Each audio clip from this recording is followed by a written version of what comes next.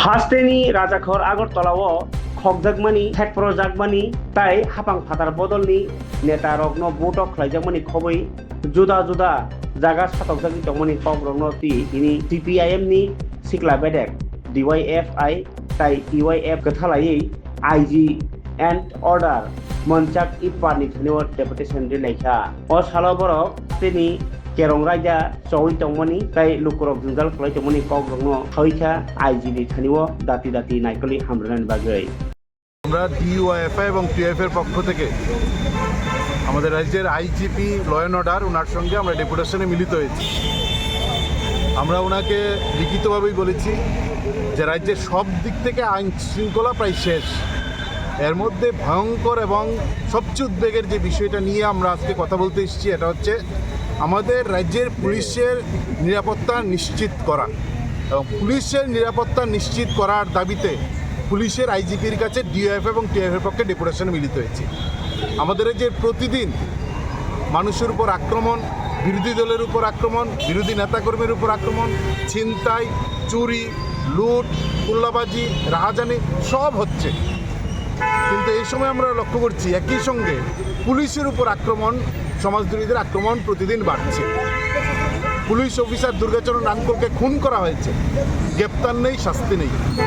গত দুদিন আগে বটতলাতে পুলিশ সদর দপ্তরের সঙ্গে থেকে একজন ট্রাফিকের সাব ইন্সপেক্টরকে প্রায় অপহরণ করে তুলে নিয়ে গেছে, আজকে পর্যন্ত কোনো গ্রেপ্তার নেই। আগরতলা শহরের বুকে বছরখানেক আগে এখানেই ডিউটি করছেন পুলিশ অফিসারকে অপহরণের হুমকি দিয়েছেন, 10 মিনিট পুলিশ থানাতে তাদের আটকে রাখতে পারেননি। প্রতিদিন পুলিশের উপর আক্রমণ করছে। এখন পুলিশের উপর যদি সমাজদ্রোহীরা আক্রমণ করে আর তাদের বিরুদ্ধে গ্রেপ্তার না করে শাস্তি না দেয়, তাহলে মানুষের ভরসা প্রতিদিন উঠে যাচ্ছে পুলিশের উপর থেকে। মানুষ কোথায় যাবে? এই বিষয়টা ওনাকে বলেছি। সঙ্গে আমরা বলেছি যে নেশা কিছু নানা কারণে আটক হচ্ছে, কিন্তু নেশা কিংপিং গ্রেপ্তার হচ্ছে না।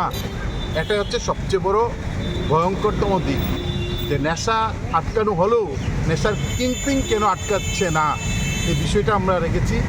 আমরা গোটা রাজ্যের যে ভয়ঙ্কর পরিস্থিতি, মহকুমা শাসক SDM সে বিধায়কের হুমকিতে ভয়ে আতঙ্কে সে নিরাপত্তার দাবি করছে।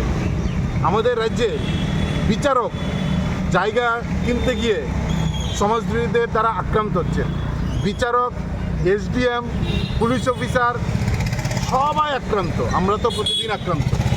এই পরিস্থিতিতে আমরা DYF এবং TF এর পক্ষ থেকে IGPর কাছে বিষয়গুলো তুলে ধরেছি এবং আমরা দাবি করেছি যে পুলিশের উপর আক্রমণ যা বাড়ছে এটাকে কমান, তাদের বিরুদ্ধে কঠোর ব্যবস্থা নেন।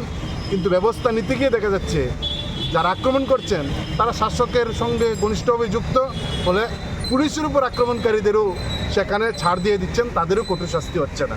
এই বিষয়গুলো নিয়ে আমরা সেখানে ডেপুটেশনে মিলিত হয়েছি। কি বলছে তিনি? আমাদের কাছে মনে হচ্ছেন অনেকটা সরকার পক্ষে মুখ্যমন্ত্রী ভাষায় কথা বলেছেন, তথ্যের কথা বলেছেন। আমরা বলেছি তথ্য নয়, বাস্তবের কথাটা আমরা বলার জন্য এসেছি। তিনি কতগুলো ডাটা, NCR ডাটা এখানে উত্থাপন করার চেষ্টা করেছেন, কিন্তু আমরা বলছি এই ডাটাটা বাদ দিন, আপনি বাস্তবে আসুন। সদর দপ্তরের সঙ্গে থেকে পুলিশ অফিসারকে গাড়ি তুলে নিয়ে যাই, এই বাস্তবতা উপলব্ধি করার জন্য আমরা ওনাকে অনুরোধ করেছি দিয়েছি যে প্রতিদিন এটা বাড়ছে, কিন্তু যারা করছেন আমরা জানি না। এই অপরাধীদের রাষ্ট্রপতি কালার পুরস্কারপ্রাপ্ত পুলিশ আজকের দিনে দাঁড়িয়ে ছিনতাই কাণ্ডে যারা যুক্ত তাদেরকে গ্রেপ্তার করতে পারছে না। আমরা এটা বলেছি যে কী কারণ, কোথায় বাধা? মুখ্যমন্ত্রী বলেন কাউকে ছাড়া হবে না, কিন্তু ঘটনাচক্রে মুখ্যমন্ত্রী যখন কাউকে ছাড়া হবে না বলেন তখন কাউকে গ্রেপ্তার করেন না।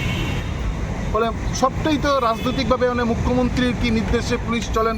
আমরা বলেছি পুলিশকে যে কোনো পক্ষপাতিত্ব না করে, কারুর দ্বারা প্রভাবিত না হয়ে সংবিধানের উপর যে শপথ নিয়ে তারা এসছেন সেই দায়িত্বটা যেন পালন করে।